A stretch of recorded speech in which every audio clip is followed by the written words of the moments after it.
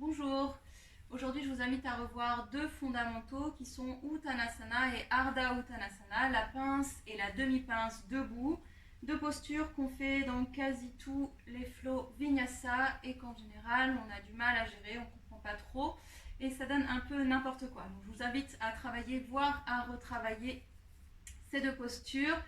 Le mieux c'est d'avoir deux blocs, peut-être prenez des dictionnaires, on va d'abord travailler avec ces deux accessoires et ensuite on le fera sans les blocs. Je vous invite à venir debout.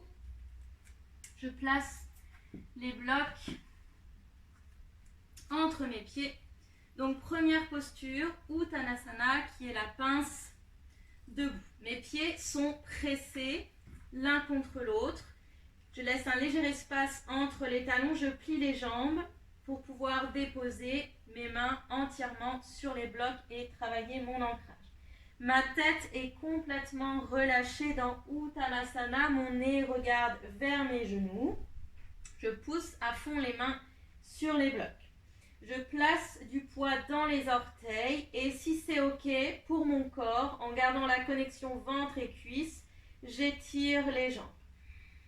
Je garde la tête relâchée, les mains dans le sol, peut-être que je resserre un peu plus les coudes l'un vers l'autre. Ardha Uttanasana, je garde les doigts sur les blocs, je cherche à avoir le dos le plus droit possible. Mes cuisses viennent faire une rotation interne. Donc rotation interne, ça donne ça. Mes cuisses roulent vers l'intérieur. Donc mes cuisses font une rotation interne. Les doigts sont sur les blocs. Si vous n'avez pas de bloc, je garde les mains sur les tibias, mais en aucun cas mes mains se baladent dans les airs. Le dos le plus droit possible, mon coccyx pousse vers l'arrière, ma taille s'allonge vers l'avant, mes épaules sont loin des oreilles, ma nuque est longue, je rentre le ventre, le nombril à la colonne vertébrale.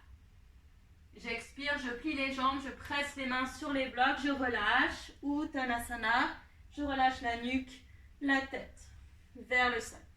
J'inspire comme une vague, Ardha Uttanasana, je m'étire, je pousse le coccyx vers l'arrière, les cuisses font une rotation interne, je serre le ventre et j'expire, main dans le sol, Uttanasana.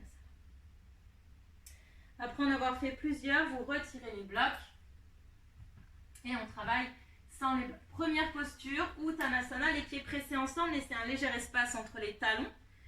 Je relâche la tête.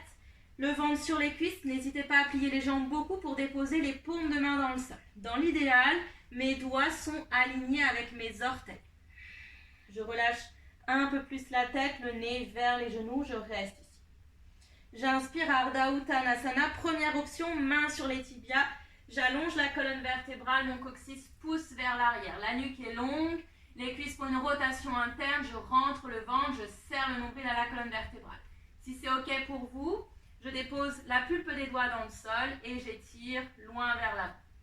Expirez, on relâche. Paume de main dans la terre, nez vers les genoux. Uttanasana.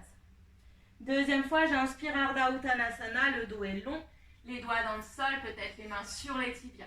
Pressez bien la boule des gros orteils dans le sol, serrez le ventre. Expirez, on relâche. Je vous invite à retravailler ces deux mouvements plusieurs fois avec ou sans les blocs. Donc Uttanasana, comme une pince, le corps est complètement relâché, les mains pressent dans la terre, on travaille son ancrage. Ardha Uttanasana, demi-pince, cherchez à allonger la colonne vertébrale vers l'avant, poussez le coccyx vers l'arrière, rentrez le ventre au maximum, les mains restent sur un point d'ancrage, que ce soit les tibias, peut-être les doigts dans le sol ou sur les blocs. Bon entraînement, bonne pratique, à bientôt, namasté.